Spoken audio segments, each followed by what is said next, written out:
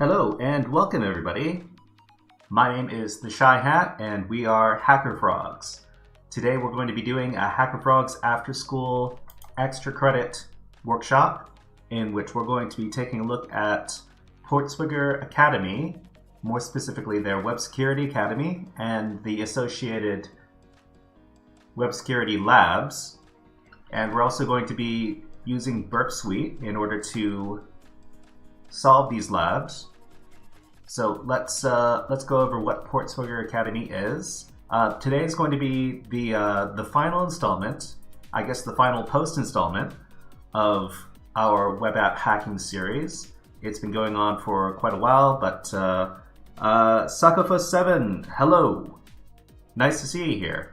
Sakafo7, are you a cybersecurity student? And if so, do you have access to a Kali Linux VM? Because we're going to be working with the Burp Suite today, and if you wanted to join in, you would need to have access to the Burp Suite software. But if not, you're free to ask any questions you want about cybersecurity. It doesn't necessarily have to be about web app security. Any questions are fine. But we're running a program over here where we're teaching beginners how to get into cybersecurity through introducing different beginner-friendly topics. Okay, so we're talking about Portswigger Academy today. It's a website where you can get free training. I'm a security engineer. Nice to see you. I'm wondering how you heard about this stream. Okay, you do networking and stuff. That's awesome. Do you know about the stream through Black Girls Hack or through DC604 or some other cybersecurity meetup? But yeah, if you have access to Burp Suites, then you can join in with us. You'll also need an account over at portswigger.com. Portswigger.net. So, what are we going to be covering today? So Web Security Academy has a bunch of different labs, but today we're going to be covering topics such as this one right here, and I'll paste it into the chat as well for you to peruse. So we've got OS command injection. So this is so what is OS command injection? Let's take a look at that. So OS command injection, also known as shell injection, allows attackers to. I'll grab my laptop. Thanks. Yeah. Well, if you can, I think you'll have a lot more fun if you can work along with us and if we can solve these labs together. But OS command injection is where you're able to execute commands on a web server through its associated web app, and it's bad news. So we're going to be covering OS command injection. We're also going to be covering, let's see, SQL injection, which is a favorite of ours over here.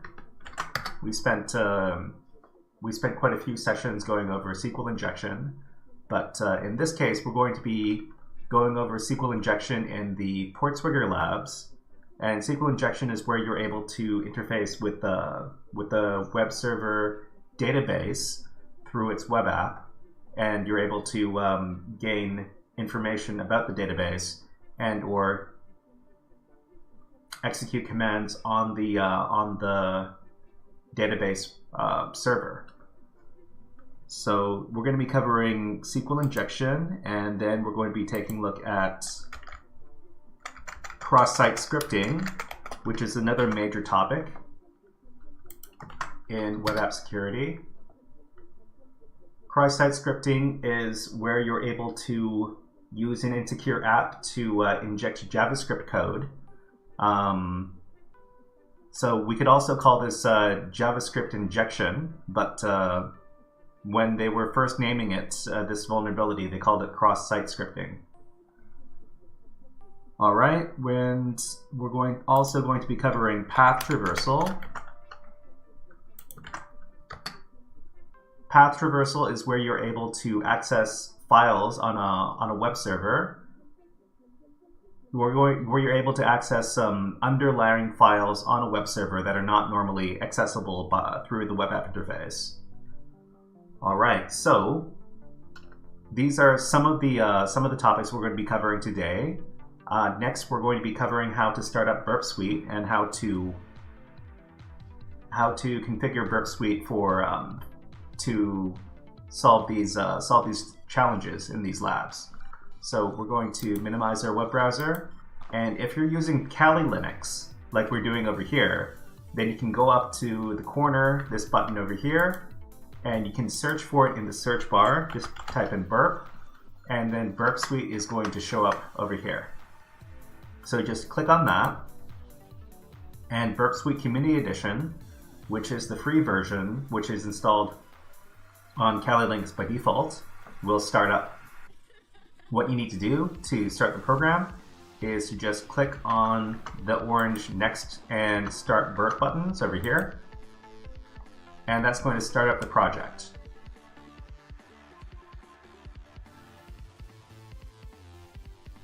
So there are a couple of things to do to set up the environment after you've started up Burp Suite. The first thing you want to do is you want to go to the Proxy tab. We start up on the Dashboard tab. We need to go over to the Proxy tab, and we have to ensure that this button over here, Intercept is off, is set to off. You can also set it to on, but if you set it to on, then each one of your web requests is going to have to be manually forwarded or dropped, and that is a big pain in the butt.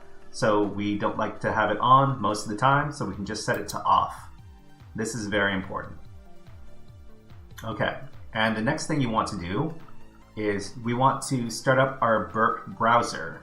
So to start up the Burp browser, which is going to be the web browser through which all of the web traffic is going to be proxied and recorded, we just need to click on either this button right here or this button right here, and they both say Open Browser. So we click on that, and that's going to open up the Burp browser. The Burp browser is a Chromium web browser, and you can navigate with it like you can any other web browser. So I'm going to resize the window and make sure it's in the center of the screen. Just a second. So I do this because I'm probably going to be cutting up this live stream into some YouTube videos a little bit later. So I want to make sure that we can access that the web browser is nice and centered. Okay. So what we're going to do now is we're going to log into the portswigger.net website. So I'm going to navigate to portswigger.net. And then I'm going to log in. Oh, it looks like I'm already logged in.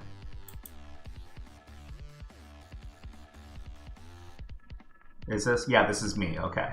So I'm already logged into the website, but if you're not logged into the website, you should log into the website using your Burp browser, because otherwise you're not going to be able to access any of the labs.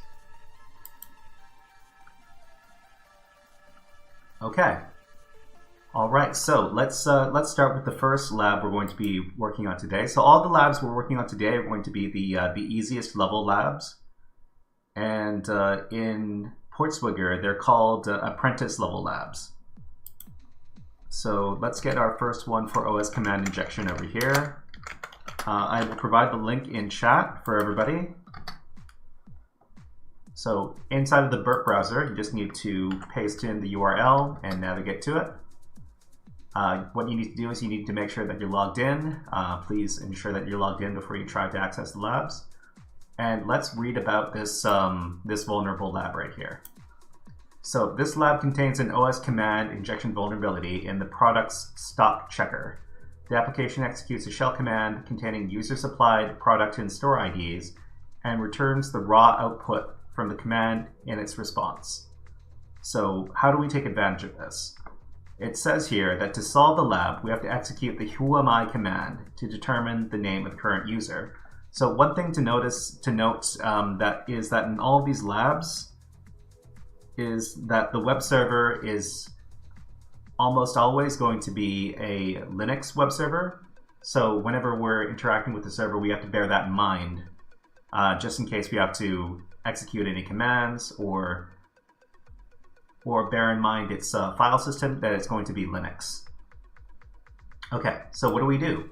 So the first thing we need to do is we need to click on the Access the Lab button over here. So just click on that.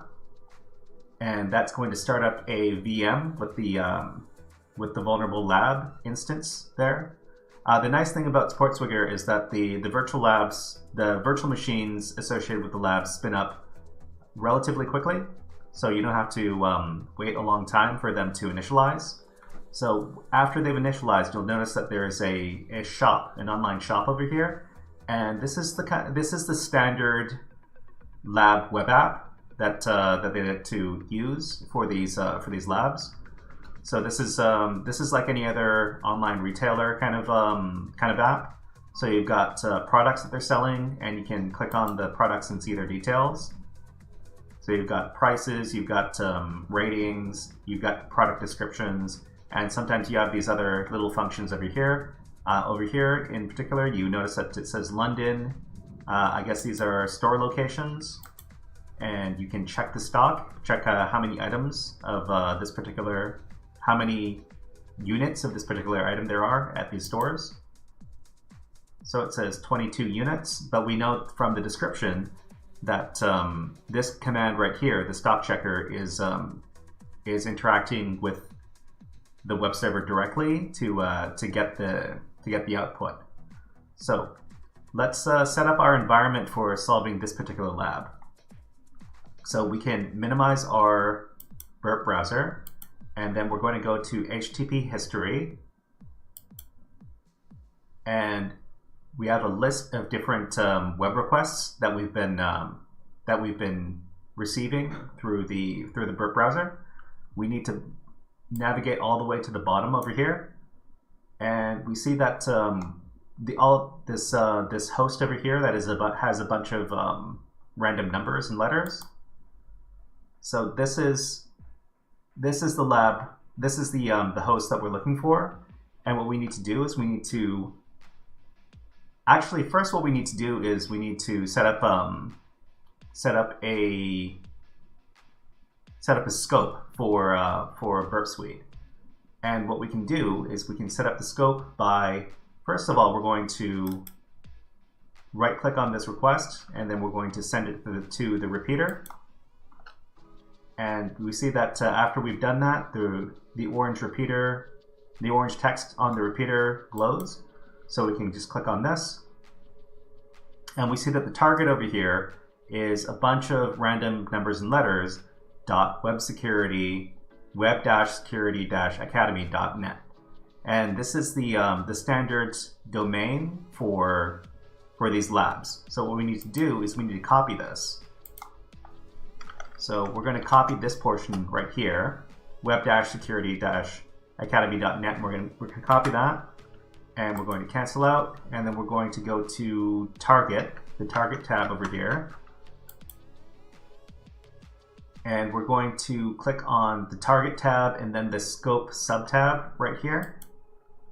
And we're going to, so this says Target Scope. We're going to include in Scope and add, click on the Add button. And then we're going to paste in the domain we just got, web-security-academy.net. And we're going to check on this box that says Include Subdomains.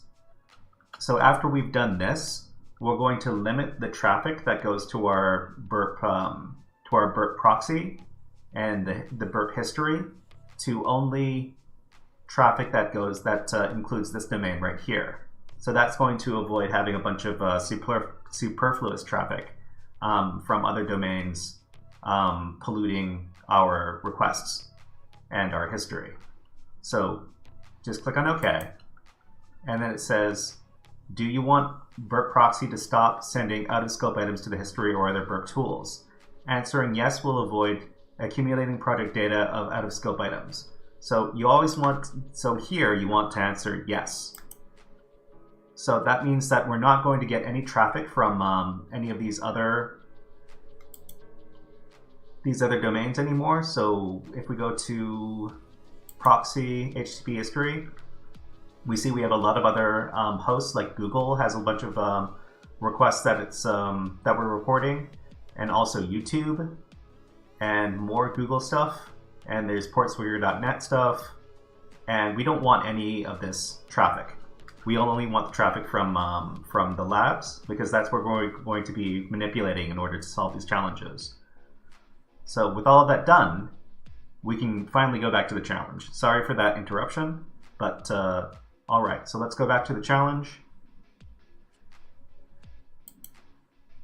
If we go back to the first tab here, to solve the lab, we need to execute the whoami command to determine the name of the current user. Okay, so what we're going to do is we're going to use the burp repeater to solve this lab. So let's go back to Burp Suite. We're going to be going to proxy HTTP history, and then we're going to check for, we're going to go down to the bottom of the list, and we're going to look for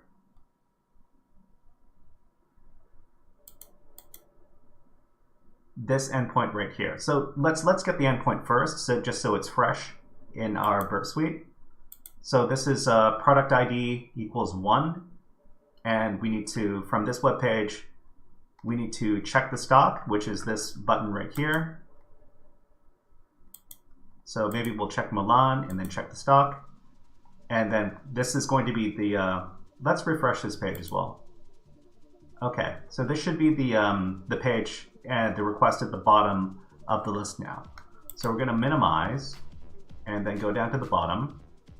So this is the request we want here to /product product ID equals 1.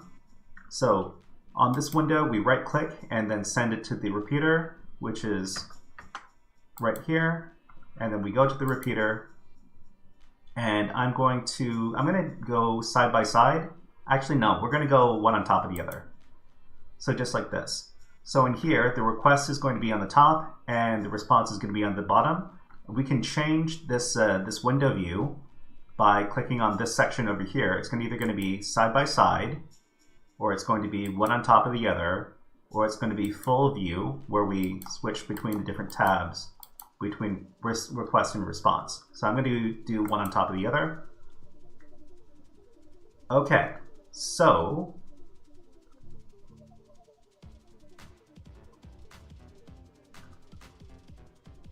let me take a look at my notes. So stop check function, right. So the injection point is going to be the stop check function. And sorry, it's actually going to be the post request. It's not the get request. So we have to make sure that we're sending the post request to the repeater. So it's going to be the post request to product stock over here. So we're going to send this one to the repeater. Click on the repeater, and that we see over in this request portion of the window at the bottom of the request, we're going to see the data that we're sending over to the server. So it's product ID equals 1 and store ID equals 3. All right, so we're going to change this. We're going to edit it so that store ID equals 1, but we're going to interrupt. We're going to interrupt this command. So we're assuming that these are bash commands because this is a Linux server. So we're going to interrupt it by doing the semicolon, and then we're going to send who am I. So the who am I is a bash command which identifies the current user. So this is the point at which we can inject the OS command. So we're going to send this, and it should solve this action should solve the lab. So we click on send, and it says OK, and it says home Peter, home eater, peeper, try who am I, help for more. Okay. So it looks like it did work, but it seems like our syntax is a little bit off. Okay. So one interesting thing about the response window over here is that you can change the appearance of the response window. Normally it's raw, but we can also return it in hex value over here, and we can also send it as the rendered version, which is what we would see if we were to open it in a web browser. So just like this. So what we're going to do is we're going to modify our command over here. Okay, it looks like did I misspell who am I? Who am I? And we're going to comment out the rest of the command right here with this hash symbol right here. And that should get around the error that we produced just previously. So we're going to send it again. Okay, it says who am I? Who am I? Not found. Okay, so what we can try now is we can try just this was the way we were supposed to solve it, right? Let me take a look at the browser. To solve the lab, execute the who am I command to determine the name of the current user. Okay. So let's just send product ID equals who am I, and we're going to send the hash at the end. Okay, send that.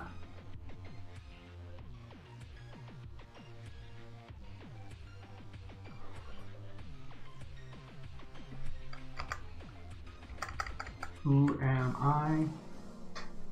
And we're going to render this. So we got 82. Did we solve? I don't think this is. Let me try. Product ID equals 1 and store ID equals 3, and then we're going to add something to the end. And who am I? And let's see if this works.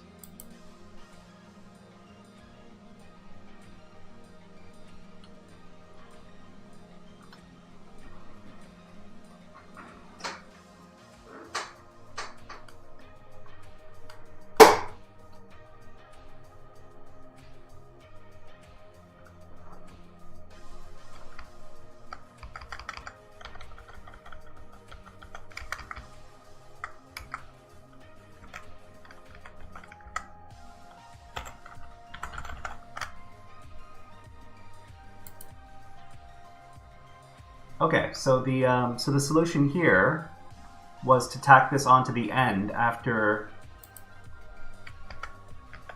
terminating the command with the semicolon. Okay. All right, and it looks like we are Peter, DJ something something. Okay, and I think this this renders the lab solved. So if we go back to the Burp browser, and we go back to the lab, and we go up to the top here, it says, "Congratulations, you have solved the lab." So we were able to inject our OS command into the website through the stock checker command over here. All right, so let's move on to the next lab then. We're going to close this tab, and then in this tab right here, we're going to insert our next URL. So the next URL, the next lab we're going to take a look at is OS command injection. So we're going to plug that into the web browser, and I'm going to provide it to chat as well.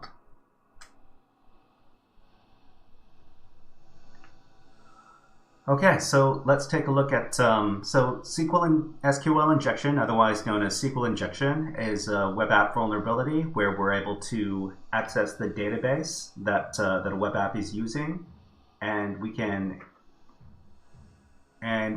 retrieve information from the database that we're not supposed to. Sometimes this also leads to remote command execution, which is also some really bad stuff. And SQL injection is a very serious web app vulnerability. So in this lab over here, it's SQL injection vulnerability in the where clause allowing retrieval of hidden data. Okay, so it says here that this lab contains a SQL injection vulnerability in the product category filter. When the user selects a category, the application carries out a SQL query like the following. Select star all columns from products where category equals gifts and release equals 1. To solve the lab, perform a SQL injection attack that causes the application to display one or more unreleased products. Okay, so what we need to do is we need to take advantage of a SQL injection that allows us to see products that we're not supposed to see. All right, so let's access the lab by clicking on the button over here.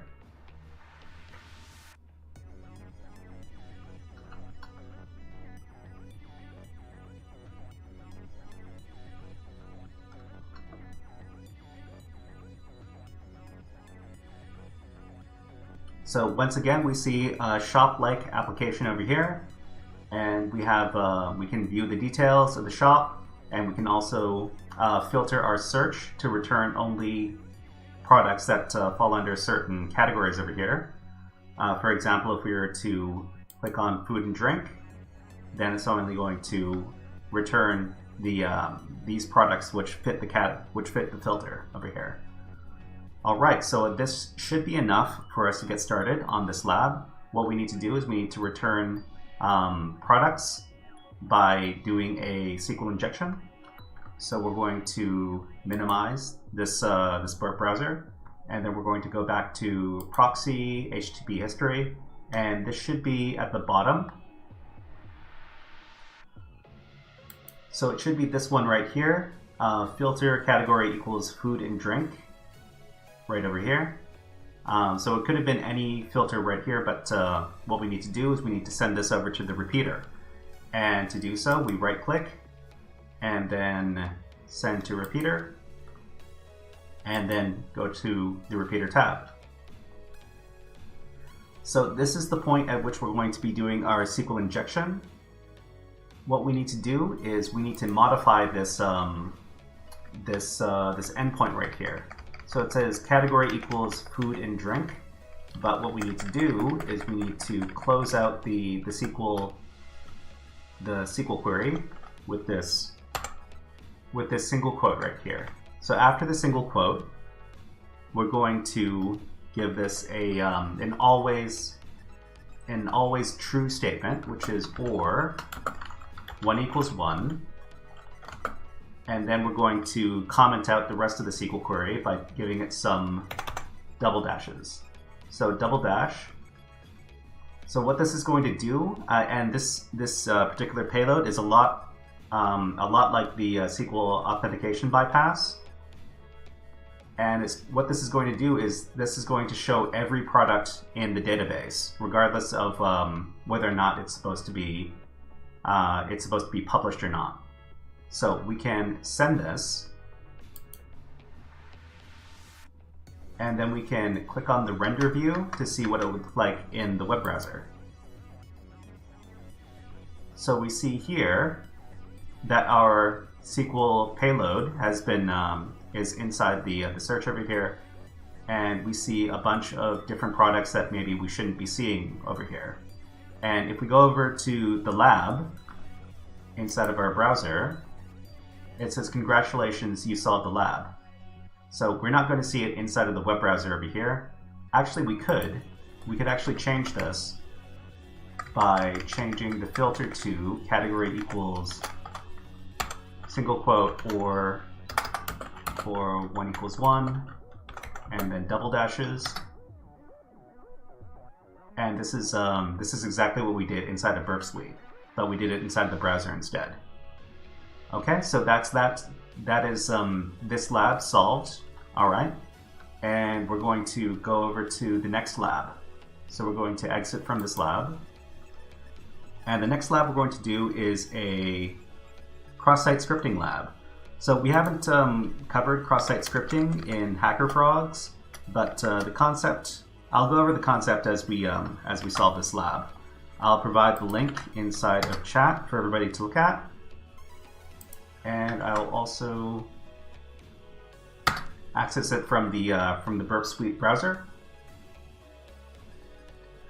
Okay, so this is so XSS, also known as cross-site scripting, is a web app vulnerability where you're able to inject JavaScript into a website, execute JavaScript on a website through a insecure field. So in this case, we're looking at reflected XSS, cross-site scripting, into HTML context with nothing encoded. So this is the easy version of this lab. And the descriptions here says, this lab contains a simple reflected cross-site scripting vulnerability in the search functionality. To solve the lab, perform a cross-site scripting attack that calls the alert function. Okay, so the alert function is the typical way through which we test cross-site scripting, and if we're able to get the site to pop up an alert window, then we know that the site is vulnerable to cross-site scripting. So let's access the lab by clicking on the button here, and that's going to spin up our vulnerable lab VM.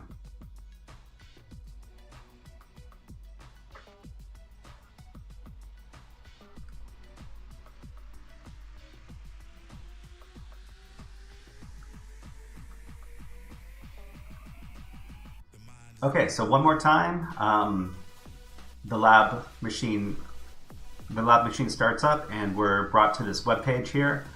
We like to blog, so this isn't necessarily this is not a shop, but this is a blog, and I guess we're able to search for different blog entries by using the search over here. So the search field here is vulnerable. So let me demonstrate what the typical cross-site scripting payload is. So the typical cross-site scripting payload is going to be a couple of script tags. So it's going to be just script between these angle brackets here, and then it's going to be /script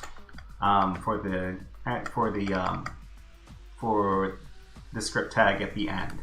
And in between, we're going to use an alert function, alert, and then some parentheses, and then inside of the parentheses we're going to insert our cross-site scripting payload.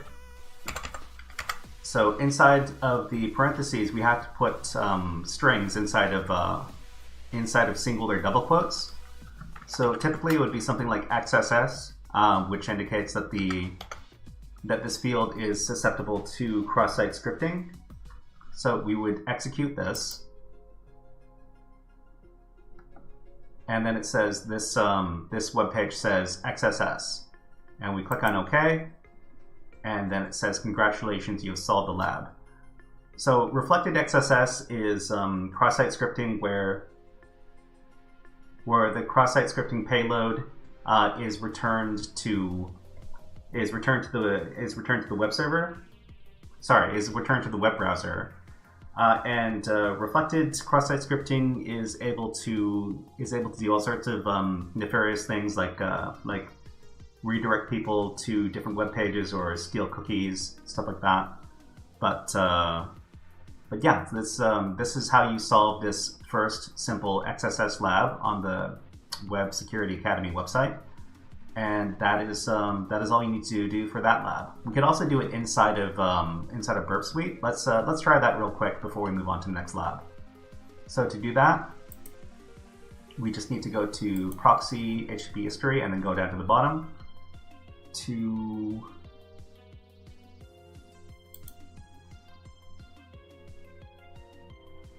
and I think it is this. Yeah, this is the one we're looking for. This is just going to be the GET request to this this landing page over here, which is /. So we're going to send this to the repeater. Oh wait, no, this is not it. This is not it. We need to get the post request. So let's see. Is this a post request? The button isn't a post request.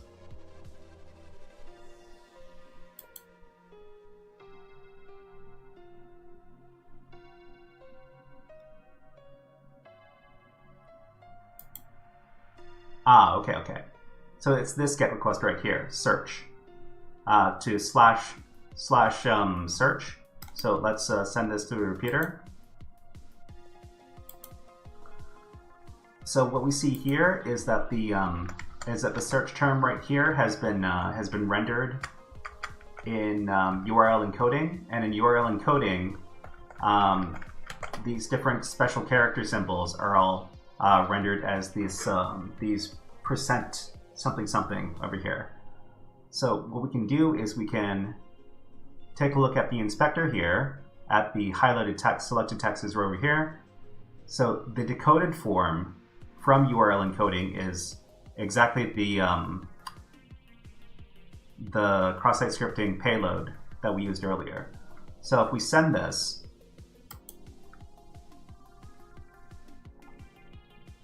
we don't necessarily see anything, even in the render view, but it still says over here, congratulations, you solved the lab.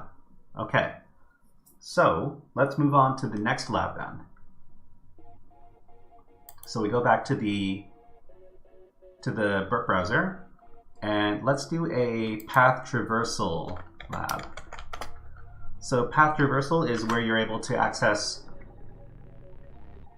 Sorry, let's load up the vulnerable lab first, and I will provide the link in chat. So this is file path traversal. And file path traversal is when a website accesses files on the web server through an insecure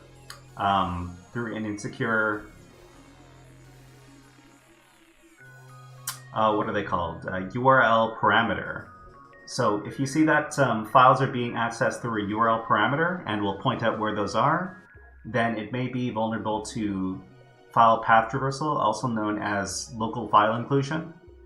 And that means that that arbitrary users are able to access web server files that are not necessarily the ones that are publicly accessible, and this is a vulnerability. So let's start up the lab by clicking on this button right here.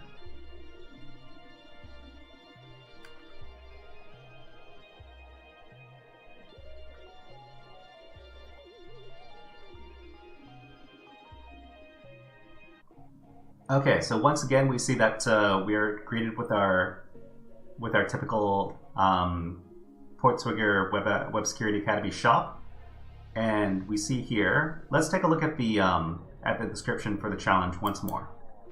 So this lab contains a path traversal vulnerability in the display of product images. To solve the lab, retrieve the contents of the /etc/password file. So this is a web server file that normal users wouldn't be able to access because this is outside of the scope of the web application normally. So let's take advantage of this web app. So inside the web app here, we're told that the vulnerability lies in the product images. So what we're going to do is we're going to click on View Details for one of these products here, and we see here that there is an image. So if we were to put this image inside of a new tab, open image in new tab, we see here in the URL address that this image is part of a URL parameter. We know that there's a URL parameter because there's this question mark. So the parameter is file name. So file name indicates that it's getting files from the web server, which normally is okay, but because it's being retrieved through a URL parameter, this might be vulnerable to local file inclusion, which is also known as directory traversal. Sorry, it's file path traversal. Okay, so how do we take advantage of this? Let's go back to our Burp Suite. So inside of Burp Suite, we're going to proxy HTTP history at the bottom. And it is product equals 1. So this isn't necessarily, so okay. Let's take a look at this first. And actually let's not take a look at it first. We'll go back to the web browser here, and we're going to reload this page. And then we're going to go over to the proxy HTTP history, and down at the bottom,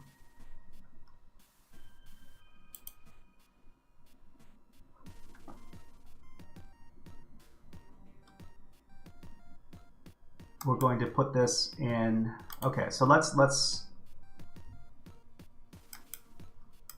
us send this to the repeater.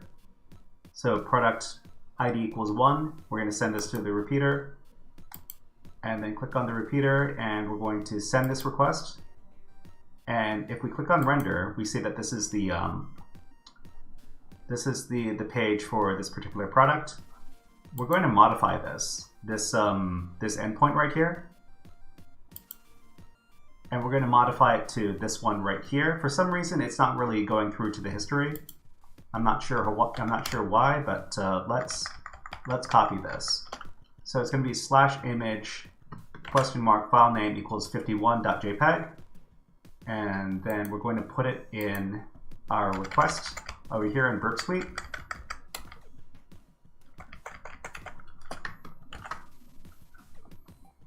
Okay, and then we're going to send this. So we see here that there's just there's a bunch of junk right here, but this is actually what the image is when it isn't being rendered as a picture. So if we click on render, we see that it is this image right here. So what we need to do is to solve the lab is we need to take advantage of the, what is it called? File path traversal, also known as local file inclusion. So what we can do is in the request, we're going to modify this so that the file name is not 51.jpg. It's going to be ... a bunch of times. And so if we think about it, the web app is operating within a directory that is several levels down from the top level of the file system. And what these ... slashes are doing right here is that we're escaping from the directory that the web app is operating from, and we're going up into the file system. So after we've done that a sufficient number of times, one of these ... slashes for each one of these levels, we can then dive down into the file system to try to access some other web server files. So in this case, after a bunch of ... slashes, we can give the directory that we really want to access, which is the etc directory, etc, and then the password file, which is misspelled on purpose, to passwd.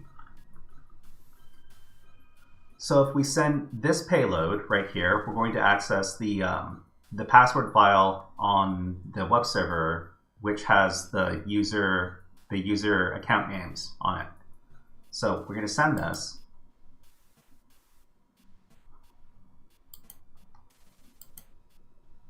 And it's not going to, in the render view, we don't see anything, but in the raw view over here, we get the OK, and we also get the username list, which is what we're supposed to retrieve as part of this challenge. So that is, if we go back to the browser over here, we're going to close this out, and we go back to the top. It says, "Congratulations, you solved the lab." And we solved the lab by using the file path traversal vulnerability to access the password file on the web server. Okay, so that is that lab done. So the next lab we're going to tackle is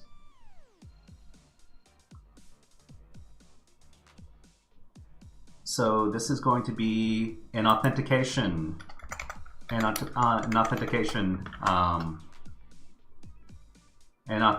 vulnerability. So authentication vulnerabilities are vulnerabilities that are found on login pages. I guess that's the easiest way to describe them.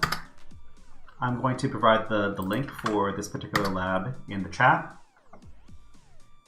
So it says here, lab username enumeration via different responses. Okay, it says this lab is vulnerable to username enumeration and password brute force attacks. It has an account with the predictable username and password, which can be found in the following word lists. So for this particular lab, we have a list of usernames and passwords. So we have these two different lists. And if we were to put these in some new tabs, we see that we have a list of different usernames here, and in the other tab we have a list of different passwords. So we're going to do a brute force attack on the web server, on the web app login page, in order to try to discover first what the valid username is, and then what the valid password is. So let's start the lab by clicking on the orange button right here.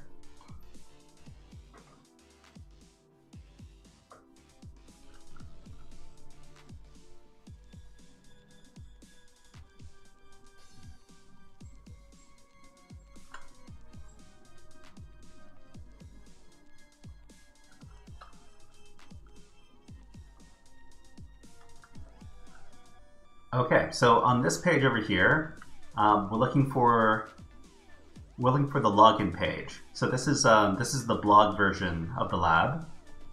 So we've got a bunch of different blogs, but we can also go over to the login page over at My Account. And on the My Account page, we have a login with the username and password. The first thing we need to do is we need to give it a test password and test username. Just so we can get that request into Burp Suite so we can start attacking it. So we're going to click on Login, and it says invalid username. So this is important because the app doesn't say invalid username or password, it says invalid username, which means that if we have a correct username, then it's probably going to say invalid password, which means that we can evaluate the username by sending a list of different usernames and see which one is going to get a different response. So let's test out this theory. So first of all, what I'm going to do is I'm going to copy the usernames over here. So on this tab right here with all the usernames, we're going to copy all of them. Whoops. So we're just going to copy all this. And then we're going to go over to Burp Suite. So on Burp Suite, we're going to go to Proxy HTTP history, and we're looking for a post request at the bottom over here. So it's going to be post to the login endpoint right here. This is what we're looking for, where we have the username test and the password equals test. And then right-click on the on that request, and then send it to not the repeater this time. We're going to send it to the intruder. So send to intruder. This is a new tool in Burp Suite. The intruder allows us to send brute force attacks to web apps. And what we need to do first is configure our attack. And what we need to do is we need to go to the bottom of this request, and we need to highlight the word test, because this test right here, this first one, is associated with username. And username is the parameter that we're going to test for. So what we need to do is we need to highlight it with our mouse and then click on the add button right here. And that's going to put the parameter between these two funny looking characters. I'm not too sure what they are, but we need to make sure that this is a setup. The next thing we need to do is we need to go to the payloads tab right here. So click on payloads, and this is where we configure what the payloads for this brute force attack are going to be. So previously we copied the username list. So what we need to do inside of the payload settings, simple list option right here, is to just click on the paste button, and that's going to paste in all of the usernames we got from the other web page. So this list of payloads is going to be sent to the web app to try to enumerate what the valid username is. So this is going to take a while. So we need to make sure that our payloads are set, and we need to make sure that our position is set over to the username parameter. And then we need to click on Start Attack, which is this orange button right here. So inside of the intruder, we see that we're sending these different payloads to the web app to try to determine what a valid username is. So these are all usernames, and we see that the status code for each one of these payloads is all the same. It's all going to be 200, okay. The response received is going to vary in length depending on how much we're sending over to the web app. And then the length of the response should change in the event that we receive a different response from invalid username to invalid password. So what we can do is we can monitor this this length right here by clicking on it. And when we receive a length that is a different value, it should appear at the top over here. Wait, we should set it to the down arrow right here, which means that I'm not sure if it's the up arrow or the down arrow we're looking for. One of them is going to do smallest to largest.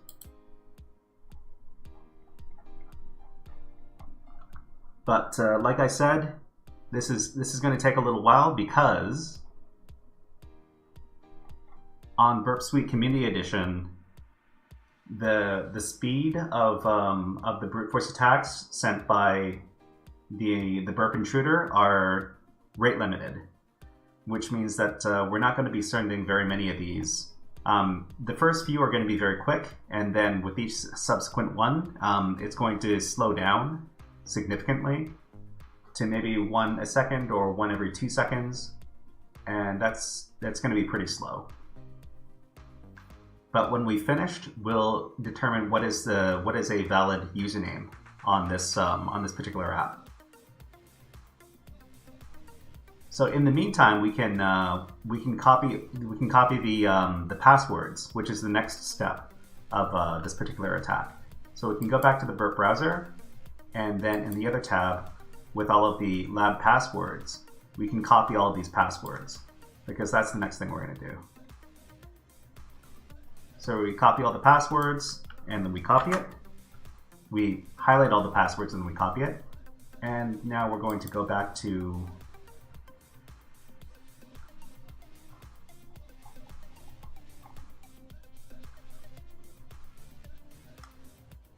so you can see the progress of the brute force attack over here. There's a progress bar, and it says how many have been processed. So we're at 90 of 101. So realistically, we should have gotten an answer by now. So okay, this is the answer right here.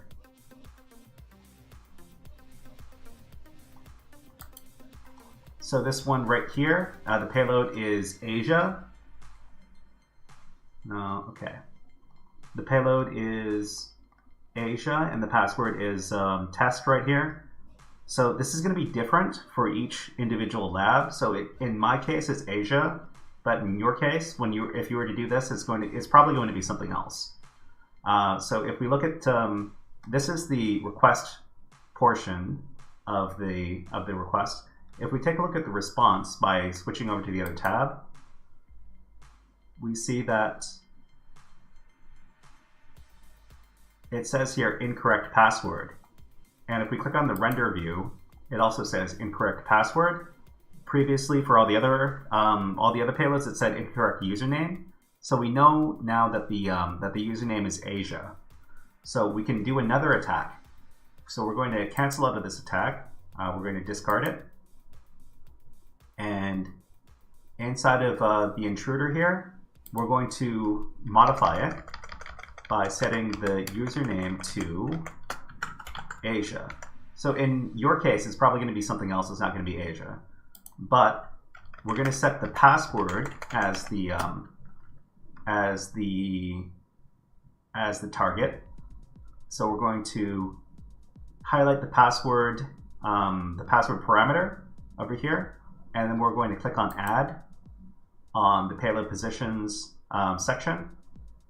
Next, we're going to go over to the payloads section, the payloads tab. So this is positions and this is payloads. So on payloads, under payload settings, we're going to clear this. And remember that we previously copied over the password list. So we're going to paste the password list into here by clicking on the paste button. And this is going to populate the payload list with all of our passwords over here.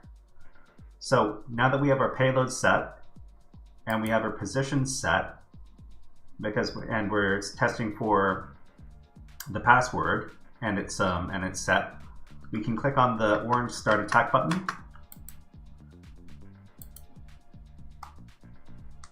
And in this case, we're looking for a different status code. So previously these status codes are 200 over here, but usually on a successful login, the status code is going to be somewhere in the 300 range, which means that the app is going to redirect you to another web page. So we're going to click on status code, and whenever we find a valid username and password, we're going to see the 300 status code appear with one of these payloads. So we just have to wait because, like I said, the Community Edition intruder is very slow, and we've only gone through about 42 out of these 100 requests over here. So we just need to be a little bit patient.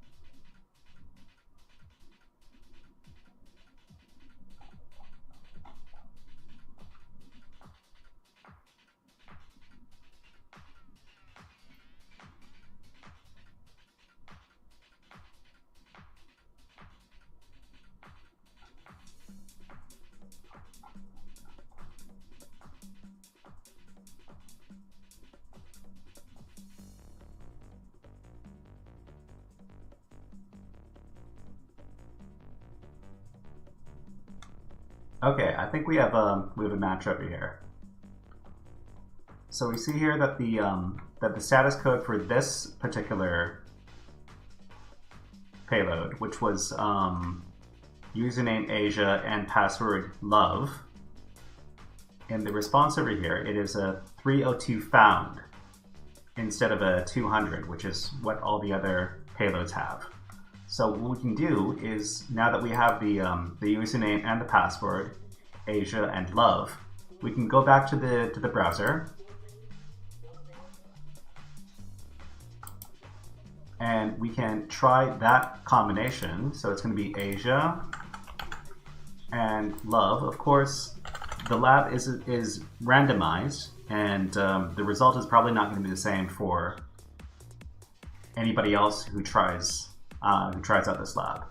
So with this combination, we click on login, and then it says, congratulations, you solved the lab.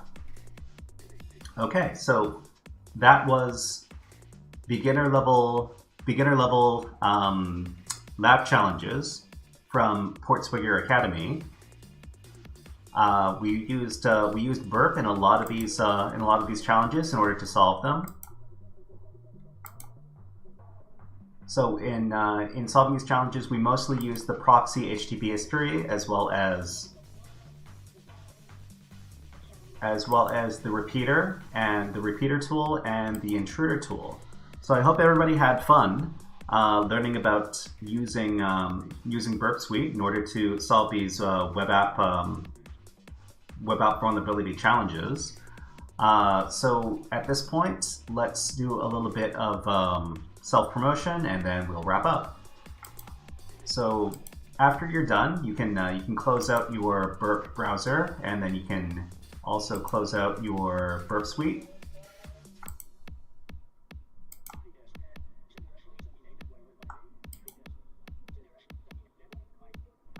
So I like to say that we are HackerFrogs, and we are located at this particular YouTube page.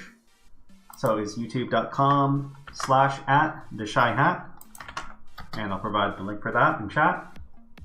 And that all rhymes. That's nice. So on this page, you will find all of our previous live streams. They're all here, as well as this one that is currently going on. And you can also see all of our videos that we're publishing to our channel. These are all walkthroughs. This current series that we're doing are walkthroughs on the PicoCTF 2024 event. All the challenges, a bunch of the challenges from that event, not all of them.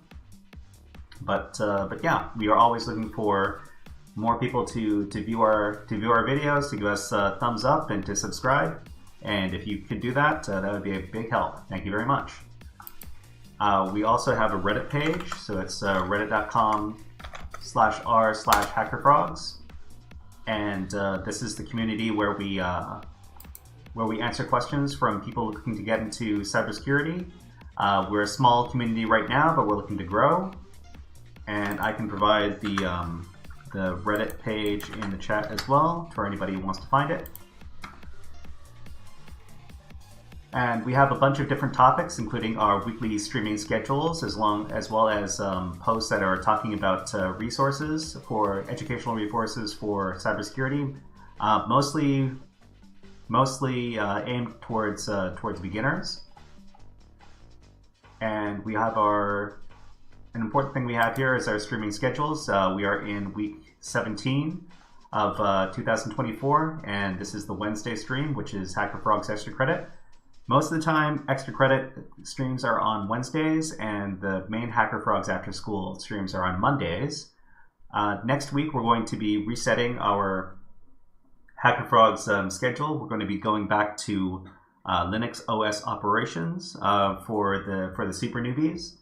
Linux OS operations are a fundamental skill for any cybersecurity student, and we're going to be learning them with the beginner in mind. So if you haven't had much opportunity to try out Linux, the Linux OS, please join us. It's going to be starting next Monday, and that's going to be on April the 29th.